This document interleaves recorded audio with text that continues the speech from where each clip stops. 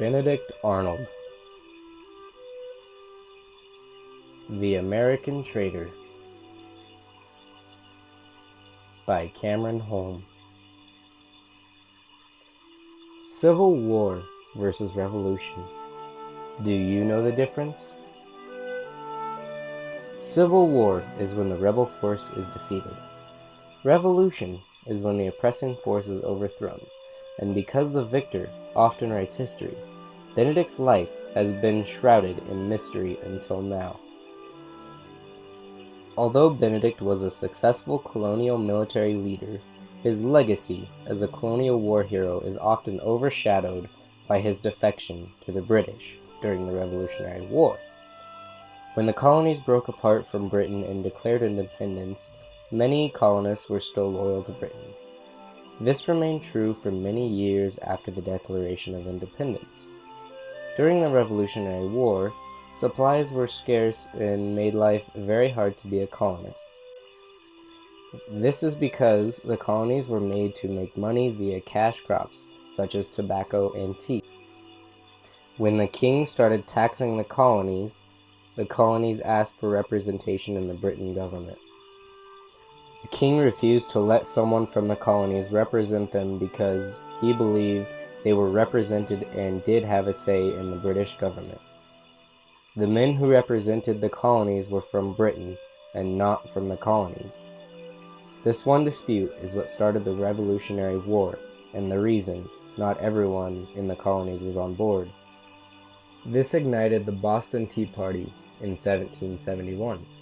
In order for Britain to take control of the colonies, they had to do it by force.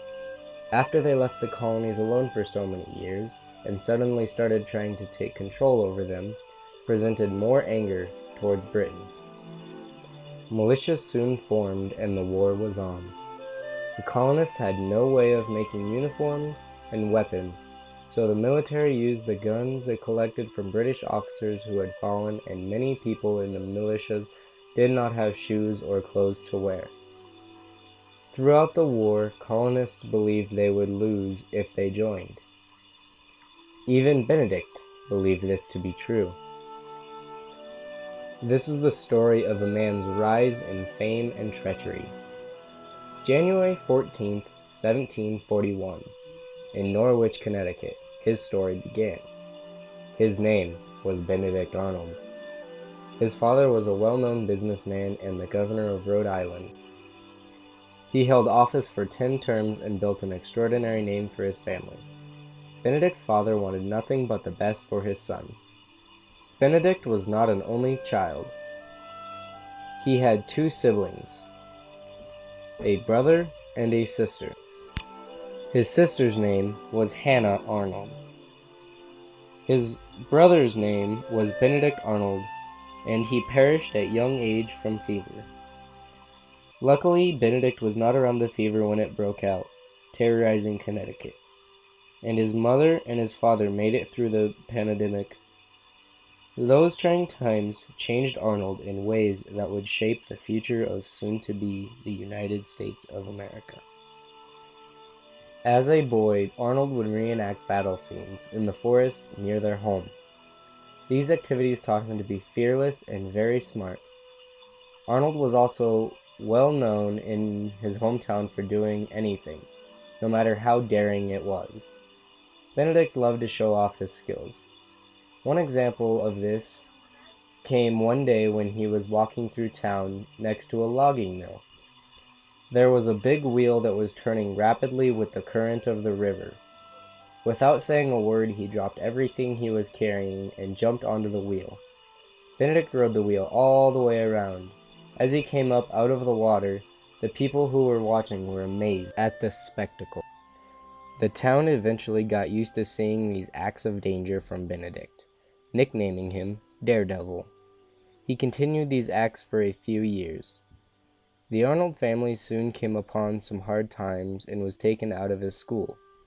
Benedict's school was very well known, where he excelled in Latin and math. Benedict loved going to school. Leaving the school angered the young boy, so he decided to push his stunts even further. He reportedly had even performed a stunt involving a cannon. This was a very dangerous stunt. As the cannon was going off, he would jump and flip through the air over the blast. These dangerous acts soon calmed down after his parents applied for him to get a pharmacist apprenticeship. The apprenticeship was accepted and he studied medicine for a couple of years in New Haven. After his apprenticeship, they sent him to Great Britain. There he opened a bookstore/pharmacy. During his time there, Arnold's mother Hannah became very ill, causing Arnold to hurry home.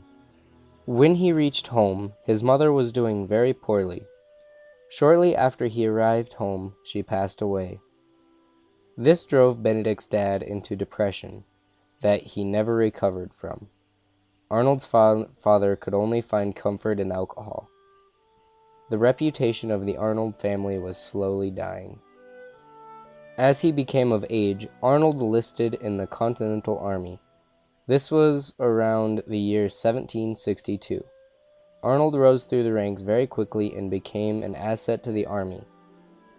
Soon thereafter, he got wounded in the Battle of Quebec, further proving his loyalty to the colonies and the Continental Army. He had proved to be a brave leader, fighting alongside Ethan Allen.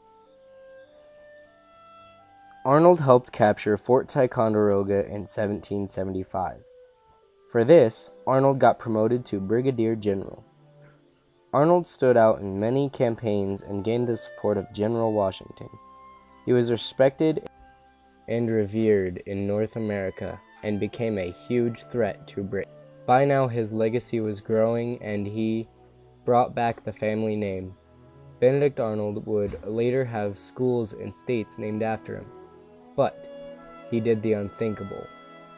Arnold thought he deserved more from America and wasn't being treated fairly. At this point, Benedict was in charge of West Point. Holding this fort was the key to winning the war. The fort was stationed in a way that prevented ships in or out of the Mississippi River. This controlled the flow of goods to their enemy. Arnold found through his experiences that he could benefit more from the British, as well as get proper respects and what he thought he deserved. Arnold also knew that information he had would change the tide of the war. It was also in his belief that the British could crush the rebels with ease. This was all the more reason to do the unthinkable and become a traitor to the Continental Army. At this point, he had the biggest decision anyone could make. In doing so, get what he thought he rightfully deserved. Should he change the tide of the war and side with the British, or be content with what he had and help build a great nation? Eventually, Arnold's greed consumed him, and he told his officers he was going for a walk. This is the time that he would be remembered as one of pre-America's worst people. When Benedict Arnold defected, he rode his horse into the British camp and gave valuable information to the British commander. General Washington soon got word of this and immediately reacted. The British also reacted very quickly, launching an immediate attack. He then led a British force and fought against America. After his crusade with Britain, he fled back to Great Britain, where he lived out the rest of his life. So now I ask you, was Benedict really just a traitor?